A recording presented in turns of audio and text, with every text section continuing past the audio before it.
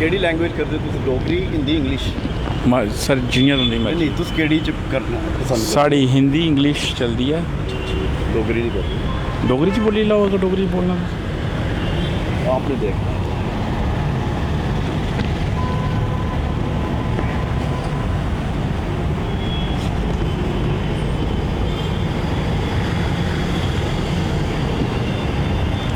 नमस्कार, आदाब, झूले, सत श्री अकाल। आप देख रहे हैं स्टेट ऑब्जर्वर और मैं हूं योगेश सगोत्रा। अभी जो आप किताबों के कवर देख रहे हैं, ये किताबों का जो विमोचन हुआ है जम्मू में, और इन किताबों को लिखने वाले वो जम्मू से ही एक अच्छे ट्रेंड जो हैं वो स्क्रिप्ट राइटर हैं, हॉलीवुड में काम कर चुके हैं, बॉलीवुड में काम कर चुके हैं। और इनका अगर हम टाइटल्स बताएं या कोई भी अगर किताब प्रेमी हो तो सबसे पहले एक प्रोवर्ब आता है कि डोंट जज a book by its cover. तो जो ये कवर हैं, जो बुक्स के कवर हैं, ये काफ़ी अगर देखा जाए तो कुछ हंगामा क्रिएट करने की इनमें एक पोटेंशियल है। लेकिन जब हम इस किताब के अंदर जाते हैं तो जो सार है ज़िंदगी का वो दिखता है। जैसे कि पहला जो कवर है, जो किताब है, इसमें लिखा हुआ है कि इज़ गॉड इन कोमा, जिसके आगे एक क्वेश्चन मार्क है। अंग्रेजी समझने वाले लोगों को पता होगा कि ये अपने आप में एक प्रश्न चिन्ह है। कई बार हम परेशान होते हैं और कहते हैं कि भगवान तू कहाँ है, भगवान कैसा है। और दूसरा जो कवर है वो है एस्ट्रोलॉजी टेस्टेड फेक। और ये किताब भी अपने आप में ये एक क्वेश्चन देती है, एक डिफ़ाइन करती है कि जो हमारी जो ज्योतिष विद्या है, वो चाहे हिंदूइज़्म में हो या पीर फ़कीर की फूक हो, वो चाहे मुस्लिम में हो या क्रिश्चियंस के बैप्टिज़म से लेके और कई चीज़ें होती हैं, तो ये सारी कई बार गलत साबित होती हैं। इसके काफ़ी उदाहरण आपको रोज़मर्रा की ज़िंदगी में मिल जाएंगे। हालांकि हम किसी धर्म विशेष की भावना को नहीं आहत करना चाहते, लेकिन हमारे साथ वो राइटर हैं, वो लेखक हैं जिन्होंने ये किताबें लाई हैं और अपनी ज़िंदगी की 45 ईयर उनकी एज है और उसमें से इन्होंने 25 साल इन किताबों को दिए हैं। तो हम उन्हीं से बात करेंगे सीधे, ज़्यादा आपका भी टाइम वेस्ट नहीं करेंगे। हम सीधे बताएंगे कि राकेश जी, आपके मन में क्या आया कि जो आपने इस तरह की किताबें लाई? Okay, thank you. देखिए, मैं 12-13 साल का था, मेरी मदर की डेथ हो गई थी। उसके बाद मैं बहुत ज़्यादा टाइम मेरा रिलीजियस स्टडीज़ में जाता था, apart from the academic studies and all that. तो मैं हिस्ट्री में बहुत ज़्यादा इंटरेस्ट रखता था।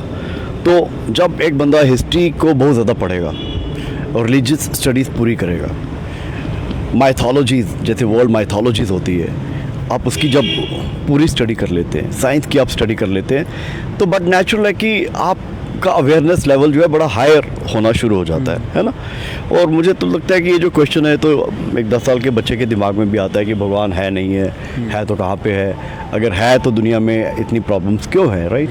हर किसी के दिमाग में आता है। तो अब ये समझे कि मैंने इस क्वेश्चन पे ज़्यादा वर्क किया, ज़्यादा स्टडीज़ की, ज़्यादा अपना दिमाग लगाया एंड ऑल दैट। और 95 में मैंने इस गॉड इन कोमा का फर्स्ट ड्राफ्ट लिखा था। वो हिंदी में था एट दैट टाइम, अंतिम आकांक्षा। तब इसके 100 पेजेस थे, तो अभी तो 550 पेजेस हो गए इसके। वो लिखा, फिर उसको मैंने इंग्लिश में ट्रांसलेट करा, फिर वो चलता रहा। होता है ना, जैसे हम ज़िंदगी में बड़े काम होते हैं, कभी हम इस काम में बिज़ी हो गए तो एक चीज़ छूट जाती है, तो वो चलता रहा ऐसे।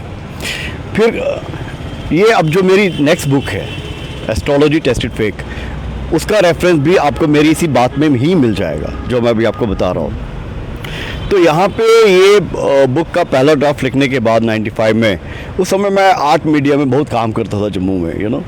बहुत मैंने स्टेज शोज़ किए थे, टेली वीडियो फिल्म्स बनाई थी, एक्टर, राइटर, प्रोड्यूसर, डायरेक्टर, सब काम मैंने किए यहाँ पे।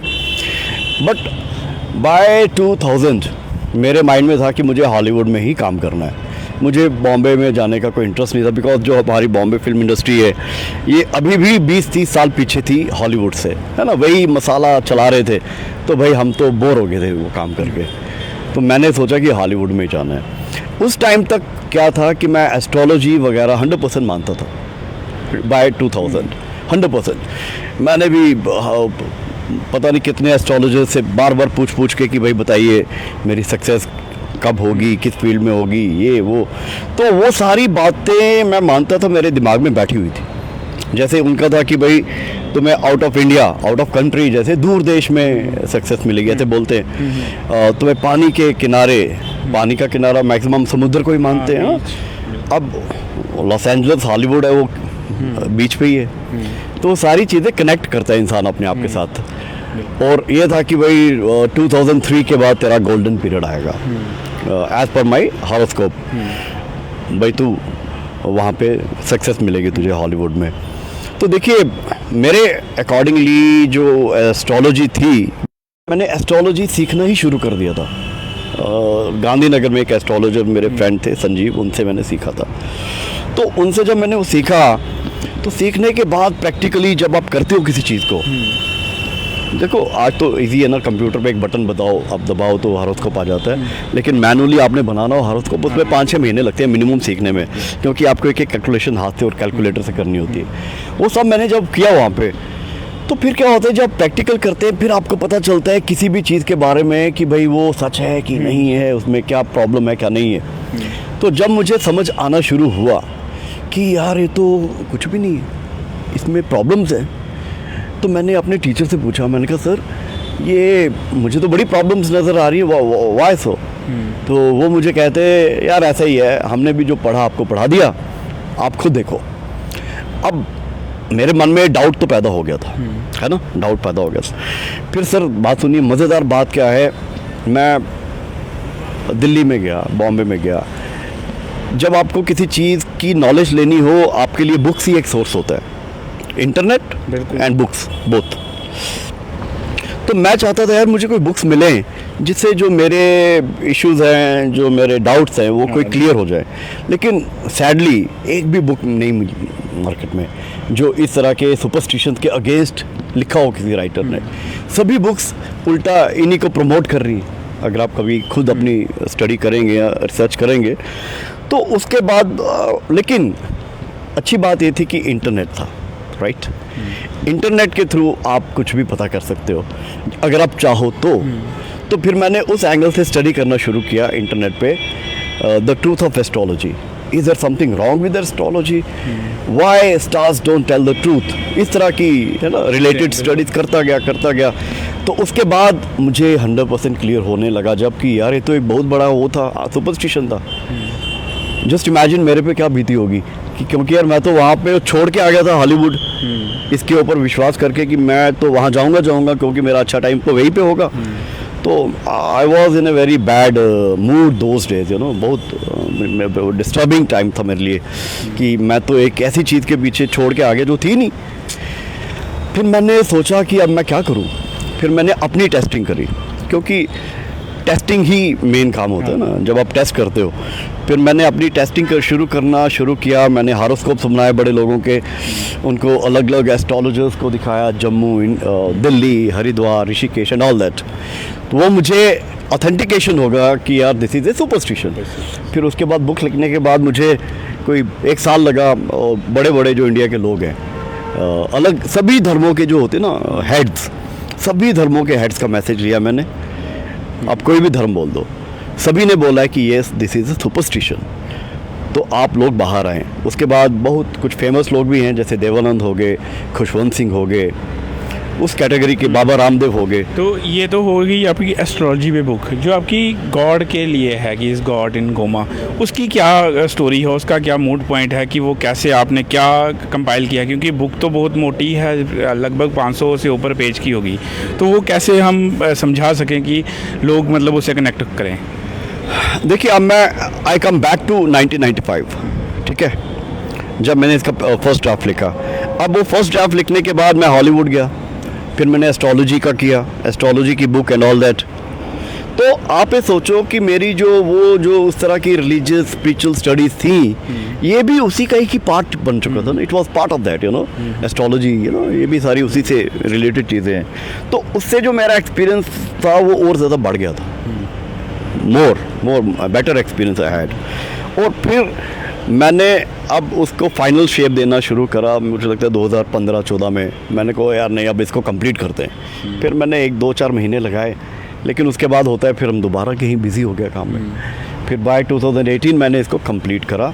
और मैं आपको बताता हूँ, 97 में मैंने इसी नावल पे बेस्ड एक प्ले करा था अभिनव थिएटर में।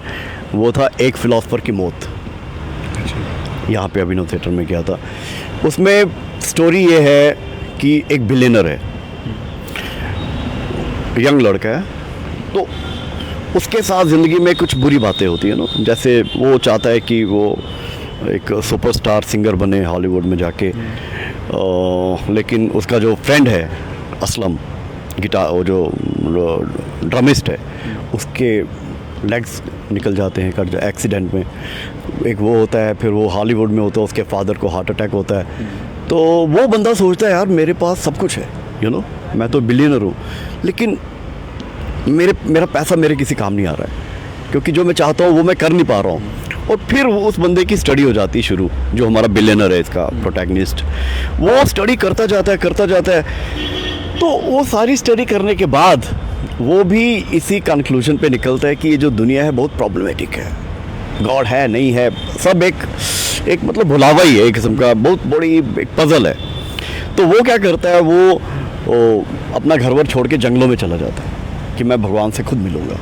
देखो अल्टीमेटली आपने पढ़ा होगा, सुना होगा, बहुत लोग हैं जो अल्टीमेटली भगवान की खोज में वो अपना घर बार छोड़ के एकांत में चले जाते हैं, जंगलों में, आश्रम में। तो वो भी अल्टीमेटली ये करता है।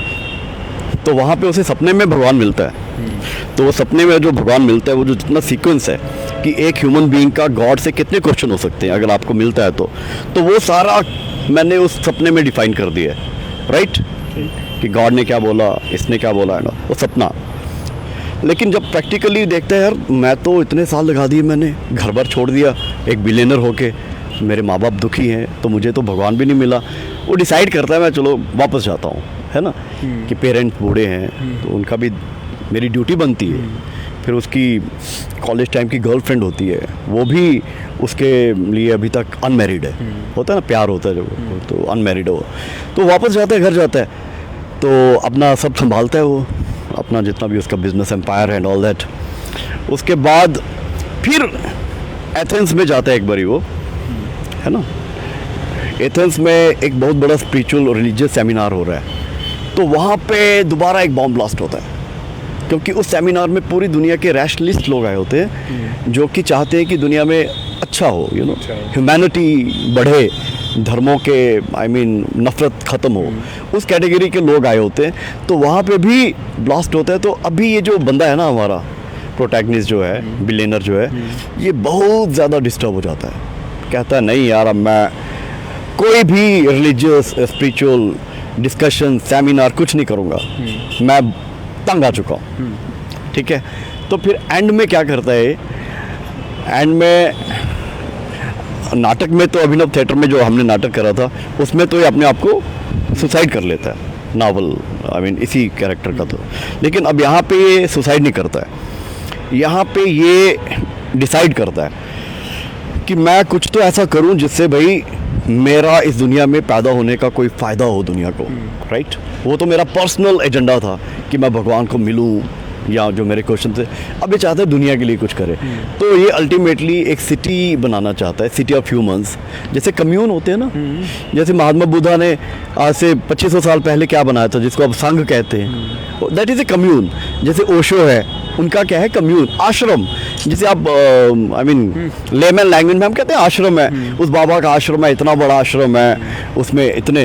तो ये भी एक किस्म का, आप समझो, उस किस्म का एक बहुत बड़ा आश्रम बनाना चाहता है, जिसमें चाहता है कि उस आश्रम में जितने भी लोग रहें वो धर्म के नाम पे लड़े नहीं, वो अलग अलग धर्म के टैग लगा के नहीं वहाँ पे आए, वो जो भी उसमें आए उन्हें they will be pure human beings. मतलब टैग, धर्म का टैग उस आश्रम में नहीं चलेगा। ये इस एजेंडा उसका ये है कि सिटी ऑफ ह्यूमंस मैंने बनानी है। तो वो बनाने के लिए फिर अपना 90% जो है बिजनेस वगैरह प्रॉपर्टी सेल ऑफ कर देता है, तो अपनी सिटी ऑफ ह्यूमंस बनाता है। साथ ही में उस सिटी ऑफ ह्यूमंस में ह्यूमैनिटी टीवी स्टूडियो बनाता है। TV studio. जैसे देखिए ये जो नेशनल चैनल्स है बड़े बड़े जो भी है मीडिया, उनकी रीच बहुत ज़्यादा होती है।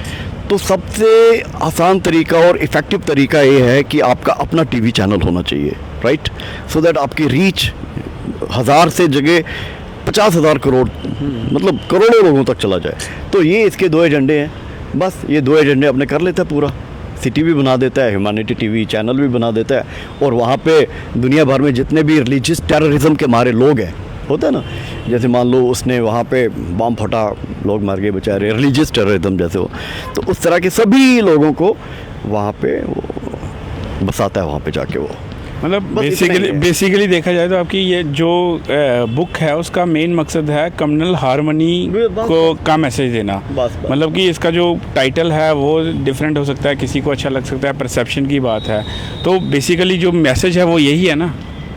मैसेज यही है, वो कहता है यार अब मैं गॉड की डिस्कशन करूंगा ही नहीं, क्योंकि तंग आ गया ना कर करके। कहता है एक क्वेश्चन मार्क है यार, आप भी सोचो, भगवान अगर है तो यार है तो कोमा में है क्या? आपको भी सोचना चाहिए, मतलब लोगों को ये बताता है कि आप भी सोचो कुछ।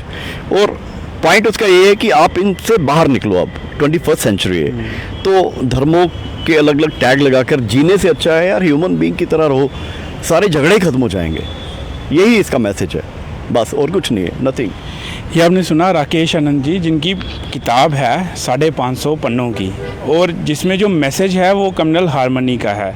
हालांकि हम भी अपनी तरफ से किसी धर्म विशेष की भावना को आहत नहीं करना चाहते, लेकिन जो इंसानियत है वो सबसे बड़ा धर्म है, और सभी उसको फॉलो करें। अगर एक इंसान दुख में है और दूसरा इंसान उसके दुख का जश्न मना रहा है तो वो इंसानियत नहीं है।